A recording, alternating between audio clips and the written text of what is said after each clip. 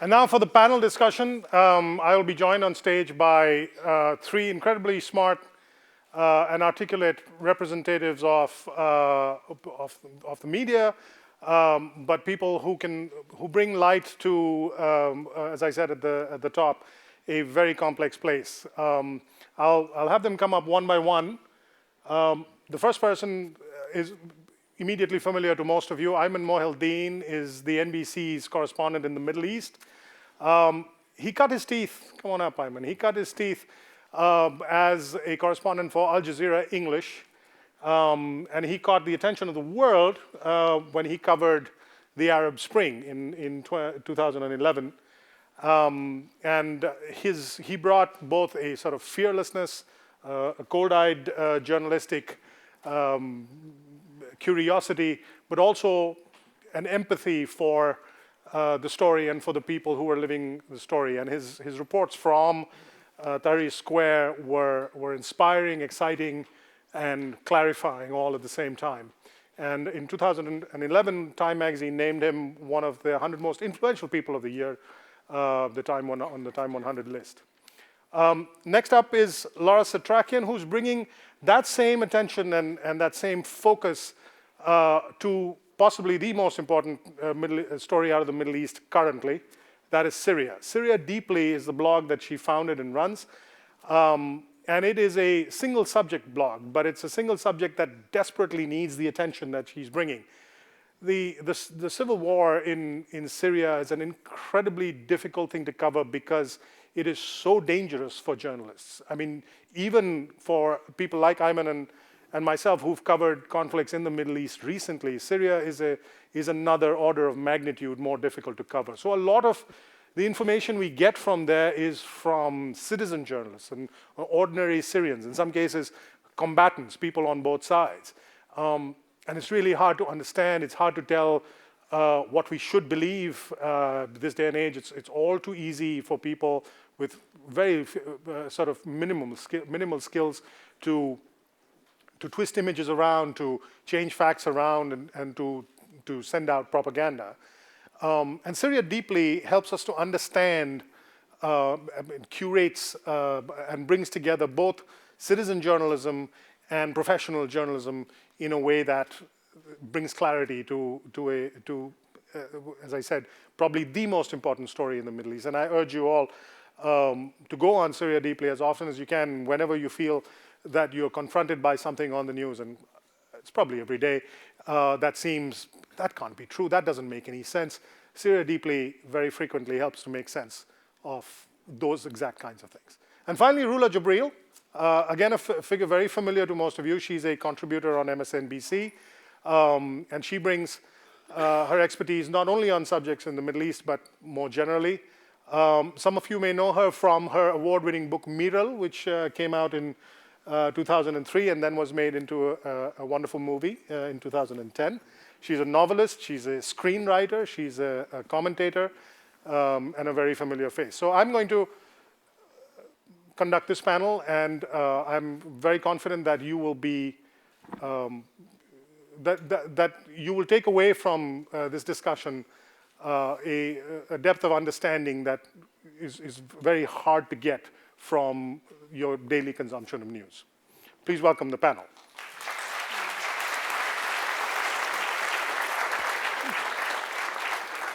I'm going to start by throwing a question that I think comes up quite a lot in American discussion now. It's a simplistic question by definition, but feel free to layer it with as much complexity as you like. And we'll start, Rula, with you. Did the Arab Spring fail? I would say, like the Chinese, it's too soon to judge. You know, the Chinese usually take, when you ask any Chinese official any question, he would tell you about, currency or about Taiwan or about human rights. He would say, judge it in 50 years. And I think they're right. It's too soon to judge. But I would say that we have positive signs, like in Tunisia, and we have terrible signs, like in Egypt. And but I remember, there's something in between. I remember when we met Ghannouchi at the Council of Foreign Relations, which a place that I love in New York City where all of these world leaders come to. And Ghannouchi said something privately to a few people. And he said when he met President Morsi, just after the election, he took his advisors aside, Al-Ariani and others, and said, Egypt is too big for you to govern. Too big. Share the power. And they would tell him in Arabic, is that what you want for your brother? It's really, this is what you want for somebody that just waited to, to be endorsed by the political process? I think Ghannouchi today, he probably have this vision in his mind thinking, I wish they listened to me. And I think probably the Muslim Brotherhood think the same thing. But I am sure that it's not the final chapter in Egypt. And it's not the final chapter in Tunisia, whether in positive or in negative. I think for the benefit of those who may not know, Rashid Ghannouchi is the spiritual leader of the Ennahda movement, which is the Islamist party that won elections in Tunisia, the first free and fair elections, I think, ever in the history of North Africa. And he chose, although he's a leader of the movement, which has often been described, not entirely accurately, as the Tunisian branch of the Muslim Brotherhood. Although they won a quite handsome majority, Ghannouchi chose himself not to take a government office, which was unusual. They chose to share power with secular parties, those that were willing to share power. And they appointed as president a leftist, and from the point of view of the Islamists, a godless politician, which was really quite remarkable. And I think part of the reason why Tunisia hasn't gone down the rabbit hole that Egypt has is because Ghannouchi and the Ennahda party, if purely for political reasons, had the wisdom to be more inclusive right from the beginning. If I may add, they also, when you talk to them, when you talk to the Muslim Brotherhood, you ask them who are your reference point, and they would say, they're Islamist leader. When you ask Ghannouchi, he would talk about Rousseau and about Victor Hugo and about these French intellectuals and philosophers. At the same time, they didn't want Sharia from day one. They didn't want to include Sharia in the constitution. So that approach is today a winner in Tunis. So you were in Egypt. Just a couple of you're in Egypt much of the time. You've also covered Syria and Turkey, and recently you were in Lebanon. The view from here is very negative. Those of us who live in the United States are confronted with this every day, and that's the question I started with. Has the Arab Spring failed? A lot of people come to that conclusion. How do Arabs think of it?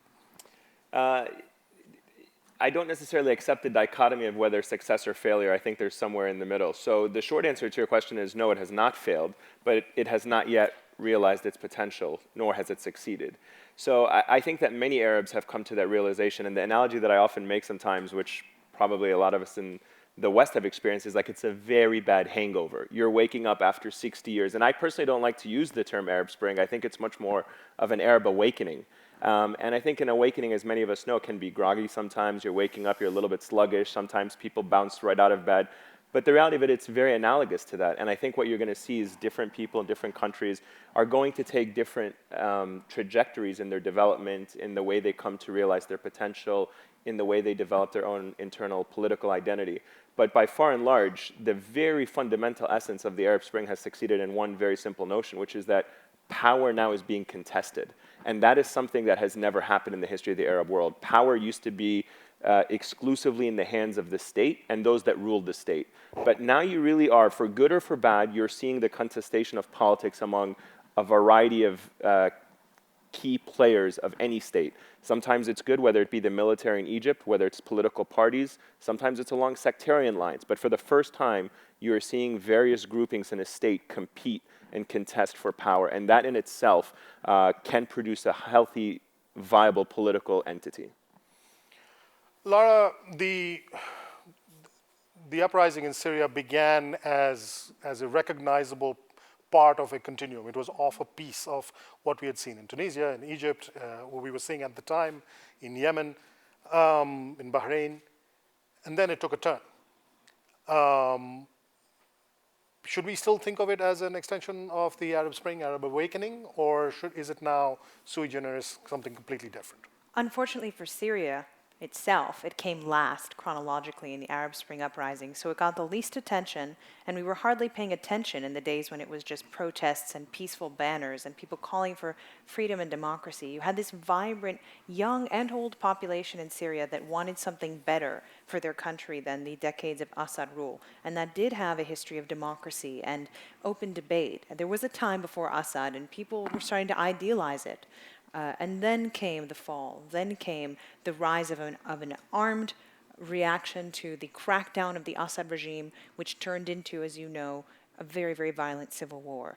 Syrians deserve our attention, and their uprising, which called for democracy, deserves to be validated. Just because now it's being overwhelmed by the narrative of al-Qaeda coming in. Al-Qaeda came in because Syrians, the Arab Spring, if you ask me, didn't fail. We failed the Arab Spring. We failed to engage it. We failed to teach these young people who cared to embrace the freedoms and democracy notions that we sold them on. We didn't help them mature. We didn't help them figure out how to get from the protest to the parliamentary politics. And because of that, they really didn't know what to do with that energy, and then they find themselves being shot at and bashed in by Assad's army. The reaction comes in, and it becomes an escalating, now sectarian conflict. But at the start, when the initial successes took place in Tunisia, in Egypt, there was also a narrative emerging from those young people who stormed the squares, who brought down the dictators, that we've done this our way. We did this without your help, thank you very much. And you don't get to tell us what we do next. So the hesitation is not, the hesitation from the West is not, it's understandable, isn't it? There was certainly a lot of pushback. We were awfully confused about what to do with these young people who looked a lot like us. This Arab generation looks more like people my age. It's the first time in 100 years that we line up, that we really share the same feeling. Now, it's really confusing for U.S. foreign policy. But what I found so interesting is even though there was a lot of skepticism about the U.S. You backed Mubarak for so long. You backed these dictators for so long. They were idealizing Mark Zuckerberg and Ethan Zuckerman and these heroes of the internet age. And there was an opportunity, there still is, to engage them online and off in a way that's constructive, where you're not telling them what to do, but you're figuring out the way forward. A lot of young Egyptians wondering this time last year why the country of Thomas Jefferson was standing by while the Muslim Brotherhood did a big fat power grab. And why didn't you say something then? Why did you let them run roughshod over the judiciary? These are your values, and they're ours now too. So it was a lot more confusion, and now I think young people in the Arab world just wonder what we're thinking. Well, can I just, to play devil's advocate, and Ayman, maybe you can address this. Are they sort of, there's a sense I sometimes get that they want their cake and want to eat it too, which is they don't want the U.S. to interfere until they want the U.S. to interfere. Yes. And just as we're not sure when we should intervene, neither are they. There is a damned if you do and damned if you don't aspect to this, is there not? Absolutely. I think one of the issues, having had the chance to live in the U.S. and the Middle East for a good portion of my life, I would say that U.S. foreign policy is driven by interests and not by values. And I think there tends to be a disconnect sometimes, which is internally we want to project within the U.S. that our government is driven by values. But externally, our foreign policy is driven by interests. And that's sometimes hard for people in the Middle East to understand, who look at the United States as a value-based society, but its foreign policy is driven by purely strategic interests. So because of that disconnect, it becomes that catch-22. When do the values and interests line up from an American perspective? When do the values and interests line up from an Arab perspective? And even within the Arab countries, not all 22 of those countries are the same. What Egypt wants is different than what Syrians want. I think there is a general guiding principle, which is that the vast majority, an overwhelming majority of Arabs do not want US foreign interference in their countries, for good or for bad. But that doesn't necessarily mean that the United States doesn't have an input, does not have a say, does not have a strategic interest in what happens in many of these countries. And I think that right now is where the confusion lies. In a situation like Egypt, the United States opted to remain away from the power grab that the Muslim Brotherhood attempted through the course of its term in power. And as a result of that, many Egyptians grew frustrated. Why would the United States, a country that is founded on secular democratic values, allow for this power grab to take place and not be more critical of it? Now, nobody is saying that the United States should have sanctioned the Muslim Brotherhood, should have punished Egypt, but certainly it wasn't more critical. And all along the way, there were very alarming indicators that the Muslim Brotherhood was doing things in a very disturbing way, that the United States simply, at best, would issue a press release, issue a condemnation from a State Department spokesperson, and not do more from outside to be critical and to be vocal about what was going on inside Egypt. But the State Department always told Morsi from day one, be more inclusive, be more inclusive. But it's up to those countries to run their own countries the way they want. We cannot be the police, whether it's officially or non-officially. And for whom say in the Arab world, and I'm sorry to be critical, that we're not there? We are there. We're there. We aid Egypt. We give aid to Egypt. And we play behind, in Syria, we are there big time. We told the Saudis and the Qataris to full-time finance whoever they wanted. And they chose deliberately to finance that. So today, whoever complains here that the only option in the Middle East, either general or Muslims, and we have no moderates, it's because we shaped that reality. This is the choices that we made in the last 40 years. These are the choices. We thought we are building actually assets. We're building the worst liabilities.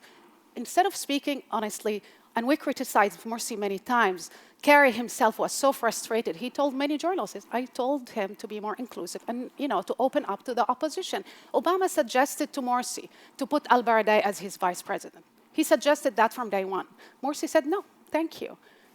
In the same time, when the Arab world look at us, and when I say, I have conflicted identities somehow because I live here, but in the same time, I come from the region. I mean, most of the people in Egypt, and you can read on the blogs, they really don't want our interference. When Mubarak was in office and President Obama chose Cairo to speak, most of the people in the audience were thinking three things. This guy is black. Probably he's the same color like most of us. This guy have Muslim ancestors, like us. This guy can be president in his own country who cannot vote, and we cannot vote. We don't have the right to vote. That somehow triggered something. They went to the streets years after because they were frustrated, and they toppled a regime. But I should say, the administration stood indirectly by them, and they asked, they used the leverage on the military, and they asked Mubarak to leave. I know we've made this great point of how diverse the region is, and not everybody wants the same thing, so it's worth saying, I don't know that Syrians feel the same way that Egyptians or Tunisians do in this context, that nobody wants their country invaded or bombed for that matter. But you've heard Syrians from the start of this conflict saying, please pay attention and please help us. If help means feed us when we're starving, which some in Syria are, if it means help empower moderates, help empower somehow, just do something to stop the killing in Syria. I mean, you have Syrians asking our journalists, do Americans even know what's happening in Syria? Because we cannot believe they know, and they would let this go on. I'll come back to Syria in just a minute, but I want to pick up on a point that Rula made, which is there was a lot of criticism after the Muslim Brotherhood took charge in Egypt, that they were being majoritarian, that they interpreted the election results as a carte blanche to do whatever they wanted. And that they sort of rolled over the opposition, did not give the opposition enough of a say. And some of that is undoubtedly true, but it also strikes me that the opposition, just as the winners of the election didn't behave like good winners, the losers from the beginning didn't behave like good losers. And we see that taking place in all over the Middle East. It actually started in Iraq, where after the first free election, you had a government of sectarian parties, and you had an opposition of mostly secular parties. And the leader of the opposition never turned up even to be sworn in, spent the 4 years living outside of Iraq. I'm talking of Iyad Allawi, lived mostly in Jordan, didn't connect with ordinary people at all. It's important in a new democracy that the opposition also behave like a proper opposition rather than sort losers, is it not? I mean, yes, definitely. Morsi. I mean, I'm sorry to say it. Look, we are we come from a background and we're not used to democracy. It's simple fact. We're not used to the process of democracy. But let's come to this country. It took the United States 7 years to ratify the Constitution. Went through civil war, horrible fightings, and then. I'm not saying that it will take us as much, but it might take us a longer time.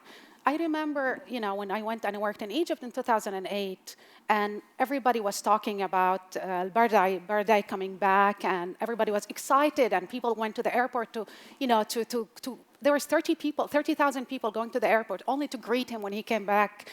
He came back as a hero. But then he never went to any of the villages where the Muslim Brotherhood campaigned during the election. They have the suits, and they were well dressed and whatever. But for a simple Egyptian in the south, or simple mother somewhere in Said that spoke very simple language, they didn't appeal to her. They lost 5 elections, presidential, parliamentary, and they lost the referendum.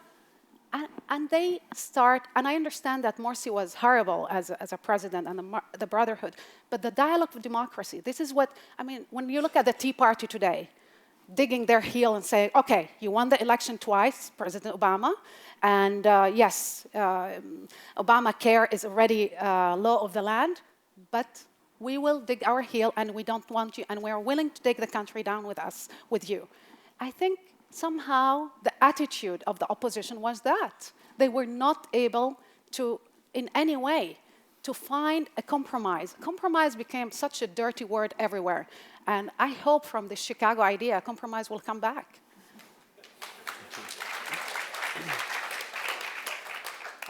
The scene from here, Egypt seems to have sort of regressed. The deep state seems to have reasserted itself. You once again have essentially military rule or military sanctioned rule. There's talk that General Sisi, who finally toppled Morsi, that he may stand for elections. He's at the moment quite popular. He may win elections. Emergency law is in place. It does seem like Egypt 2010 all over again. That's how it looks like from here. How does it look like in Lebanon? How does it look like in Tunisia? How does it look like in the other Arab countries? When they look at Egypt, what do they see? Do they see it as a negative or a positive that the Brotherhood has been, an elected government has been kicked out and the military is reasserted? Yeah, the very short answer to that is it depends on who you ask. And the reason why is, unfortunately, politics right now in the Middle East is identity-based, which means that if you believe that the Muslim Brotherhood and Islamist politicians and all those across the region who generally support that style or ideology of governance, then you're looking at what happened in Egypt as simply a military coup to remove a democratically elected government that was driven by Islamist political parties. If you're, on the other hand, looking at it from the perspective of secular politicians, I don't even want to use the word liberal, but if you want to look at it from the perspective of secular politicians, those who don't want to see religion imposed in the country's identity, politically speaking, then you're looking at what happened in Egypt as a revolution with the military intervening on behalf of the people. So in our case, and I don't take credit for this, but my producer came up with the word coup-volution, which was, it was part coup and part revolution. So it's a good, it satisfies everybody. So that's what I describe what happened in Egypt, and nobody can argue with it. But very dictatorial of me, I know, but it's not. But I think that in short, it really depends on who you ask. And the sad reality of it is, Egypt, over the course of the last 2 years, had made some tremendous gains, but the most single important gain was the absence of fear. Ordinary people in the streets of Cairo were no longer afraid to speak out against the Muslim Brotherhood, against the military, against Mubarak, against the US, against anybody. But what we've seen in the course of the last 90 days, since this change in government imposed by the military with the backing of the people and what have you, is that those that are now ruling Egypt are fearless, and those that are being governed are once again afraid.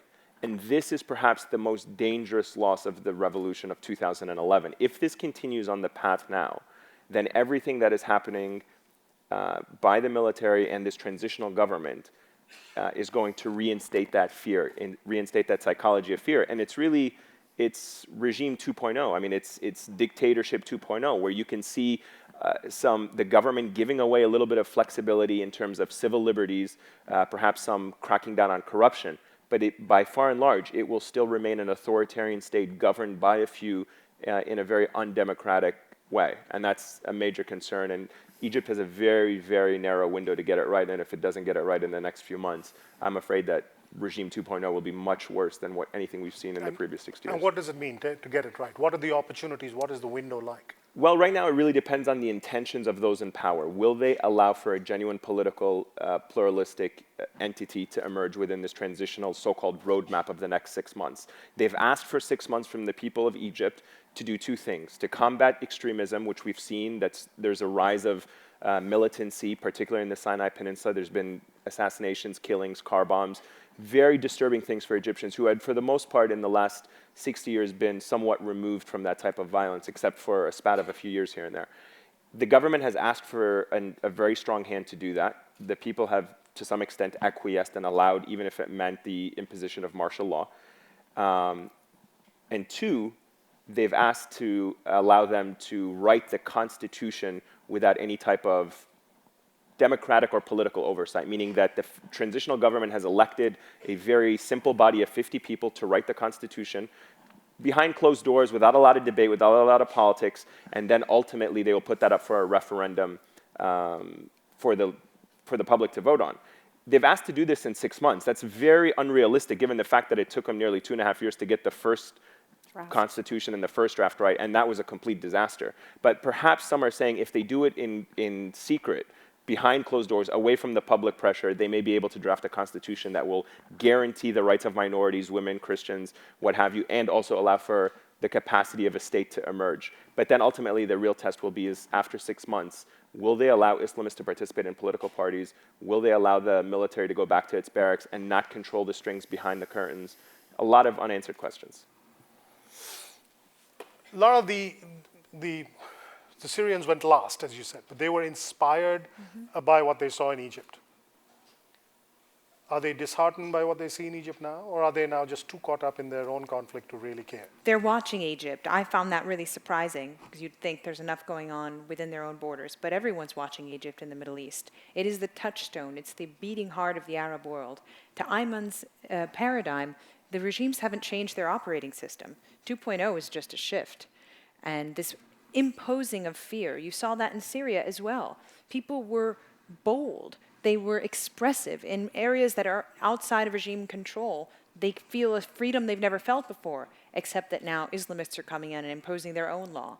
And what the Assad regime has done in response to the revolution is punish anyone who continues to challenge them, punish an area outside of regime control by pummeling it with rockets or making life practically unlivable in those areas. Why? To reinstate the fear of the regime and to find a way to express that control once again. And you're seeing that across the region, even in places where there were no revolutions. In many respects, governments are getting harsher, crackdowns are getting stiffer because they don't want that sort of sense of empowerment because it is a game changer. I just wanted to add one point because that's a really important point. Two things really quickly. One is, if you look at the trajectory of how Arab leaders have behaved since the Arab Spring, every Arab leader has learned from the one before him and acted much more severe than the previous one. The first president of Tunisia fled the country really without much fanfare. Mubarak tried to stay. The military ultimately forced him out, but he didn't want to leave the country. Too much pride. He stayed in. He was put on trial. Muammar Gaddafi saw this in Libya, Bashar al-Assad saw this in Syria, and absolutely said they were not going to be treated the way that Mubarak was when he was hauled into court and was essentially embarrassed and humiliated. And effectively, from the perspective of them, from those leaders, they looked at the United States as abandoning Mubarak and didn't come to his defense. So they were like, at the end, it's going to be up to each individual leader to survive on his own. And so they became much more draconian in the way they tried to crack down on the popular uprisings that happen in each one of these countries. But the other point that I think is also very important to note is that one of the things that is discussed a lot in the United States about Syria is the rise of Al-Qaeda and the extremists and the jihadis. And it's almost used as this way to kind of blanket the Syria conflict and say, let's not touch it because what's next is going to be this extremely oppressive, religious, even worse than what we've seen in Afghanistan type of governance. But what we've learned from Egypt over the past year with the rule of the Muslim Brotherhood is that these people who are sacrificing their lives are not going to simply roll over and allow al-Qaeda or allow another dictator to come into power after they just sacrificed, in the case of Syria now, 100,000+ and still counting, to get rid of Bashar al-Assad. There's no way they're simply going to roll over and allow any of these foreign fighters, and I don't know the quantity of them, but whether they're Chechens or what, from wherever they may be, they're not just going to simply roll over and let them take over their country. And that is something that sometimes is lost, which is that people's desire for freedom is not easily extinguished. I think I got to make sure, Rula, I got to jump on that. It's way too powerful. You cannot go home unless you understand fully that Syrians do not like al-Qaeda. They don't. They don't want it in their country. They don't believe in that ideology. They, by and large, want a secular republic. They have Christian neighbors. They have Muslim neighbors. The longer the war goes on, the more that pure sentiment is squelched by pure violence and an invading al-Qaeda force. So make sure that formula is kind of clear. But I think we cannot really neglect, and let's be honest here. The debate that we didn't have about Iraq in 2002, when we invaded Iraq, is taking place, and maybe Syria is paying for what happened in Iraq. For these questions that were not answered before the invasion in Iraq, there's maybe a longer debate about Syria. It's true that there's a huge force in Syria that wants secular, that wants inclusive, but if you ask most of the opposition today, from all spectrum, what will happen to the minorities? What will happen to the Alawites? What will happen to the Christians? And you asked even General Idris and others, they couldn't answer that question. The future of every Arab country, whether it's Egypt, whether it's Libya, whether it's Iraq or Syria, it has to be a power-sharing formula where every ethnic group is included. If you exclude them, then you will have a continuous civil war. We saw it in Iraq, we see it in Syria, we saw it previously in Lebanon for 15 years of civil war, until they decided, okay, we have to stop and we have to do this. I think the wall of fear already collapsed all over the Middle East. That wall of fear will never be erected again. I love when Thomas L. Friedman says that the Arab Spring, or the awakening, is like a tiger that was released from the cage. That tiger will never go back, And nobody can ride this tiger, Islamist or secularist. Most of the people that you ask, and this is one of the things that, when we say democracy here, it's not the right to vote only. It's to have a strong civil society that debate the way we debate. And when you have 70%, like you saw in Iraq, and 70% of the people that are under 30 with passion inside of themselves, but most of them are illiterate or uneducated, and they don't have access, regular citizens, they don't have access to school. It's just disheartening and scary. And here, if we have any effective policy towards them, opening schools. Look, if it wasn't for a school, I wouldn't be sitting here today. I was raised in an orphanage in East Jerusalem. There's thousands of girls that were saved because of these kind of schools. If we partner with the Middle East and use part of that aid that we already give to Egypt, to Pakistan, and to other countries, and we push them, instead of giving it to the militaries, we give it to open school, from Alexandria to Aswan to Basra and elsewhere. The Middle East will have a different face. I don't think that there's a lot of disagreement on how people want to see the future of the Middle East, specifically among Arabs, among Egyptians and among Syrians that are very ethnically diverse countries. But one of the most beautiful things that I saw from Ronnie's presentation was how a simple message resonates. And what's lost in all of the noise that's going on in the Middle East are exactly the simple messages that ordinary Syrians and Egyptians and Libyans and Tunisians are doing to their own countrymen. And in the case in Egypt, and I'm a little bit more familiar with it just because that's what I've been covering so intensely, is that the issue of minority rights, particularly among Christians, is a very sensitive one in Egypt. The regime under Mubarak used Christians by making them afraid of Islamists, by exploiting them for their own, for the regime's own gain. And so it created and fostered a sense of sectarianism. Since the collapse of the Mubarak regime, the situation hasn't necessarily gotten better for Christians, but the discourse among ordinary Egyptians is improving. And it's because of very simple things that are sometimes pushed away from the media landscape. And I think it's the same thing in Syria. Right now, we're so focused on the regime and the fighting. There's concern about minority rights. But I do believe, again, that the essence of this awakening among the Arab people is for a more socially just society. And you can't have a socially just society without plurality, diversity, ethnic representation, that's certainly something that is not lost on the people that make these sacrifices every day. I think, Bobby, the question is here, what is our role? What is the role that the United States can play? And here we might disagree on this. Do we think that we should bomb Syria? Do you think this is the answer? Or do we think that actually we should engage in diplomacy more and push the parts, use whatever leverage to push them to a negotiating table? I think this is the thing that nobody's talking about. Let's come back to that point of what we can do in a little bit. There are two things I want to bring up. One is that one of the unexpected consequences of the Arab Spring, as a journalist who's covered, as all of us have covered that region for such a long time, is that it seems to have pushed Israel-Palestine off the headlines a little bit. For years as a journalist, I was told over and over, all over the Middle East, that if that problem is the original sin. Solve that problem, get the Israelis and Palestinians to start talking, and other things will get better. And yet, there is a dialogue, whatever we think about its actual potential, there is a dialogue, and nobody seems to care. So what does that tell us?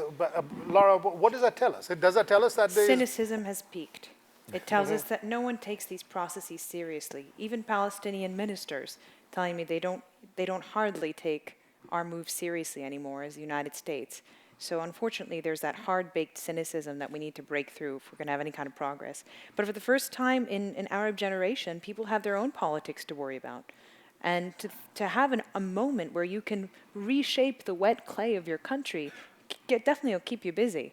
But to rule both Rula and Ayman's points, this notion that what's happening in the Arab world is a pure factor of generational change. This sensibility, it is driven by the young. It's not limited to the young.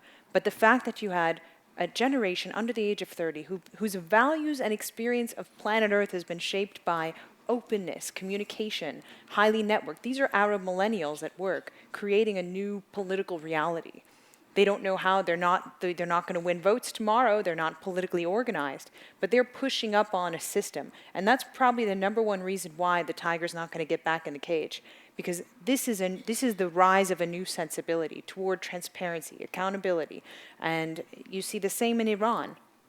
On this question of whether, a whole generation has to get old and soft and leave the political scene before they reign. I think the first sign of the Arab awakening, and I think if you read early signs, you can understand the trajectory of a leader. I mean, when I read Morsi and what he wrote, Al-Sisi and what he wrote when he was in Pennsylvania here, he wrote an essay about how to govern the Arab world, and he said, there's two ways, mixed Islamist with authoritarianism, and that's the way to rule it. And it scares me. It scares me that this is the guy behind the scenes in Egypt. But if you go back in history and you look back at 1987, when young kids in refugee camps all over Palestine start throwing stones at huge tanks and start asking the Israelis actually to look at them as human beings, to give them some kind of dignity, and actually to see them. I remember the huge debate and conversation that challenged somehow the Israeli street. And you had a prime minister that always believed at that time, he was a general, he always believed that, okay, the way to rule the West Bank and the occupied territories is to include them and to have the militaries ruling them. So you have democracy in Israel and you have some kind of, martial law for the Palestinians, no rights, nothing. And the Palestinians opposed that in 1987. They went to the street and they said, no, thank you, we don't want this. Then you had an agreement somehow. The Israelis changed their minds. And that was one of the most powerful moments in history. You had a prime minister, Yitzhak Rabin, that decided to change mind. He went to the parliament and he said, look, my friends, to have it all might mean that one day we can lose it all. The same sentence was used by Ariel Sharon then, when he withdrew from Gaza. What we lack somehow in that area, Israel and Palestine, is leadership. Because the people are ready. You talk to people in the street, whether it's Tel Aviv, Haifa, Jaffa, you go even to Gaza itself. People are sick of Hamas, sick of the Palestinian Authority that considered corrupt and doesn't represent them, sick of Bibi Netanyahu. They think he's pompous and arrogant and sick of him. And they think that when I went to Israel, I was raised Muslim, and I took my Jewish fiancé. I was about to marry him. I took him to introduce him to my family, and I was a bit concerned. and my aunt wears veil, and I brought him in, and I told her, this is my fiancé, we are getting married in 2 weeks. And she looked at him, she said, "Are you Christian?" He said, "No." And she said, "Are you Jewish?" He said, "Yes." And she looked at him and said, "Are you circumcised?" And bottom line, she looked at me and she said, "Look, I don't care who you get married with. What I care about that he treats you like a queen." It's a shift and a change in a mindset that I never thought that can happen in a conservative women in that area. But the people are really ready from both sides. What we really lack is, what we really are missing, somebody to push on our leaders. And who can push on our leaders? I'm sorry to say that, our AIPAC and the lobby here that are holding by their balls, sorry to use that language, both leaders here in Congress and leaders there. Time Magazine's copy editors would never allow that kind of Ayman, both Laura and Rula have used this phrase, the tiger won't go back to the cage. What if I said in Egypt it has? I don't think it has gone back into the cage. I think that it's definitely been, I think they're attempting to tie it down for sure. I think they probably have a little bit of a noose around one of its leg and they're dragging it back to the cage, but I don't necessarily think it's entirely in the cage just yet. And it goes back to that point I was saying earlier, narrow window of opportunity, and there are still glimmers of hope, but definitely an uphill battle. To that point, we didn't sort of finish the point. If the military-backed regime, if General Sisi fails to take that opportunity in that narrow window, what is your prediction for what happens next? Do people take to the streets again? One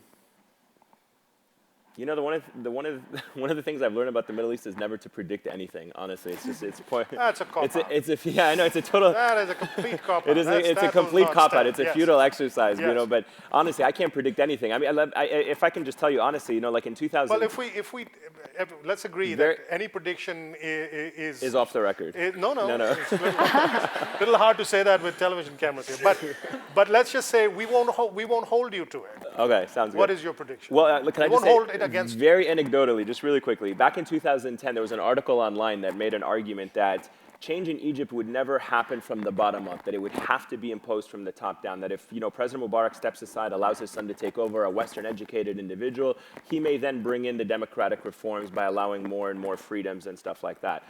4 months later, the revolution started. And so obviously that person who wrote that article was completely wrong. I know that because I was the one that wrote that article. So I was going to say. So I learned my lesson from that point on, never to predict. And I really mean that.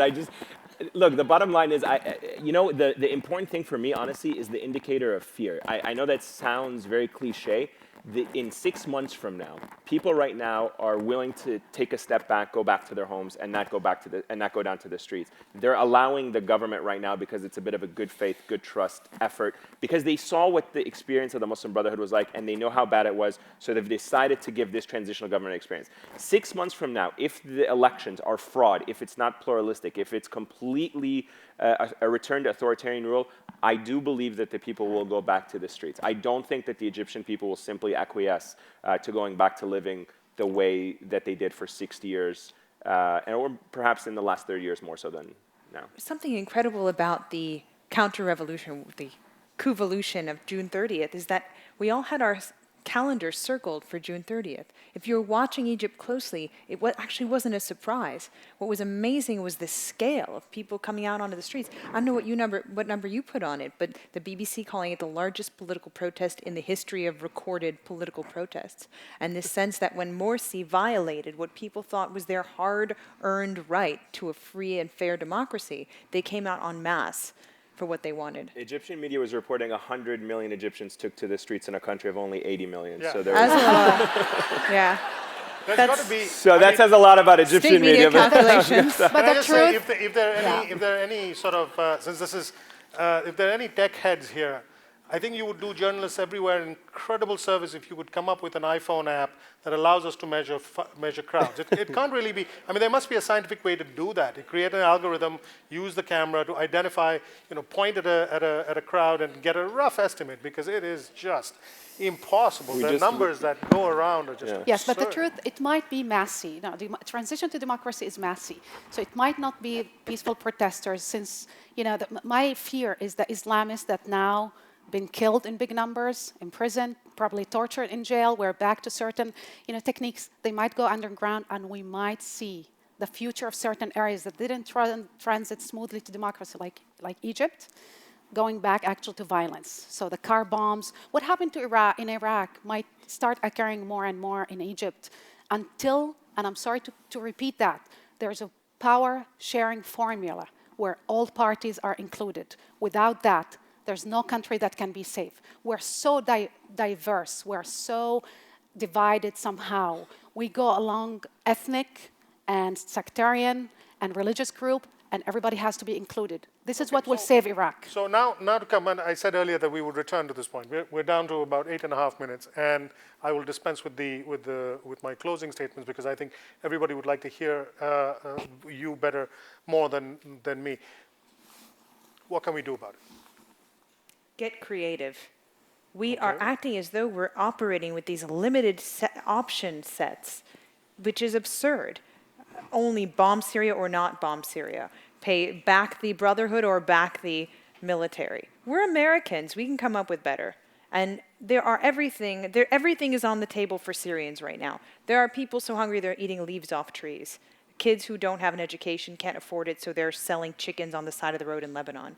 I know one American who's come up with a way to digitize Syria's K-12 school curriculum so that you can do e-learning for Syrian kids across the region. And he's actually, I think USAID was going to back it. Now he's having trouble because of the shutdown. So these things happen. There's an amazing. No, there's a foundation based here in Chicago, the Maram Foundation. They run summer camps for Syrian kids and refugees. Now, is that going to solve the whole Syrian war? No, but it's going to start to untie the knot and at least show a little bit of the creative compassion that I know Americans can come up with. I think that the United States, domestically and internationally, needs a genuine paradigm shift. It reads, in the way that it approaches so many of its problems, it really needs a true paradigm shift driven by people. And in fact, in some cases, the Arab world is slightly more advanced than the United States, and that is the role that the people are playing in shaping the future of their country. I sometimes, having spent 6 months overseas and then coming back into the US, and I don't necessarily think that this is by no means a criticism at large, but I do think that from a critical perspective, I sometimes find that as a society we've become too apathetic in the United States. We're apathetic about what happens beyond our borders. We're sometimes very apathetic about what happens beyond our city, beyond our communities, and to some extent that's sometimes very good, but at the same time it limits the way we solve so many of our problems. The Israeli-Palestinian conflict needs a genuine paradigm shift. For 20 years, we can safely say that the Oslo peace process has not brought security to Israel, has not brought self-determination to the Palestinian statehood. The foreign policy that the United States has pursued over the course of 60 years of stability at the expense of values in the Middle East has produced neither stability nor values, whether it's Iraq, whether it's Egypt, elsewhere. So we really need, and to take Laura's point, we need creative, genuine paradigm shifts from policymakers, from ordinary citizens. Honestly, solving the Israeli-Palestinian conflict does not have to be through political leaders. It can be from ordinary people, as we are seeing, that just bridge the divide, bridge the gap, changing hearts and minds. Solving the problems in the Middle East are not as crazy as people think, as we saw in the presentation as well in Iraq. What unites us is by far greater than what divides us. So it just really needs a true paradigm shift. Rula? Look, I advise all of you to read this amazing book. Vali Nasser wrote it, and he wrote it about Richard Holbrooke, an incredible hero of this country. He was a diplomat. He died in 2010. And the book simply is about American foreign policy and how we need to adjust, how we failed somehow in the last, all our policies somehow, backlash in our faces. And it always made me remember a sentence of Yitzhak Rabin. I always mention him when he used to say, I use double policy. I fight terror like there's no negotiation, and I negotiate like there's no terrorism. So he used that double thing. I think here sometimes when I listen, especially to the media, and I am working in part of the media, and I see a set of, reporters, all white, I don't know how many of them really set a foot in the Middle East, or they spoke Arabic, or they understand even, the different ethnic groups, or the difference between Shiite and Sunni and Wilayat al-Faqih. I don't know if they know that. So if the people in the media, they don't know that, I don't know how ignorant are the policymakers. And maybe if they are more humble, if they listen, if there's less ego, if some people in the State Department are Richard Holbrooke, who went to all of these places and sat down with regular people, talked to them. He had Vali Nasser with him, who was a Muslim Iranian. Maybe something would be different in our approach. But the fact that we continue, thinking about how exceptional we are. Are we exceptional because of our muscles or the vast military apparatus that we have? Or we're exceptional because we're smart and we use smart diplomacy, which is, and when you negotiate, for years, Vali Nasser, Hillary Clinton, and Richard Holbrooke went to Barack Obama and told him, you have to talk to the Taliban. You have to talk to Iran. They told him that in 2008, in 2009, 2010. We start talking to them now. We are in 2013. Today, the Chinese are taking over certain areas, Southeast Asia, and even North Africa. If we have to run and race to become exceptional, we have maybe to use our brains more than our muscles. One last go around. We have 2.5 minutes. One more imaginative solution. You're saying we need to use creative solutions. Online learning for university students. 2.5 minutes, if you don't mind. Oh, sure. Same applies for Egypt. Yes. The Khan Academy is going multilingual. Yes. Why aren't we doing more? There's an online learning wave at the university level in this country when you have hundreds of thousands of Syrians thirsty for a university education. And actually, edX was telling me a few months back that they can't even issue certificates to Syrian students because of the sanctions. They've been told they can't do that for Iran. Why aren't we? That's always been our biggest export. Why don't we take something like the fact that the American University of Beirut, I'm watching the clock, Ayman, the American University of Beirut and the missionist schools in Jerusalem and elsewhere, they've always been our most powerful form of soft power, shaping sensibilities and openness in the Arab world. Why aren't we pushing that online and giving kids a chance? Because you have a lost generation in Syria, and the world's responsible for that outcome. I'm going to couch this by saying I hope I don't get in trouble from my network for saying it, but given the congressional approval ratings are so low, I'm going to go out on a limb and say I think one very good solution is electing better leaders. I think if you, and if I don't have a job tomorrow, I hope somebody here will. No, joking. But I really think that so much of policy problems begin with the politicians that we elect, and for some of the reasons that we've heard here tonight. Political pressure groups, the way the system is built, how well informed the American public is, all of these are factors. But I think we as Americans should start demanding better elected officials on everything. Better informed, better educated, more knowledgeable, more concerned, not short-sighted, and personally, from a humble opinion, more globalized in the way that they view the world. I think if you look at the politicians generally in the Congress, they don't reflect America. And that's a very huge disappointment for me personally. Rula, last word? I will take it to a very narrow place.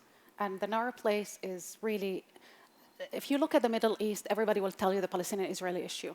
And after 20 years of Oslo, it failed. It failed simply. We couldn't guarantee security for one side or self-determination for the other side because we had a serious problem, and the serious problem are the refugees outside and the settlers inside.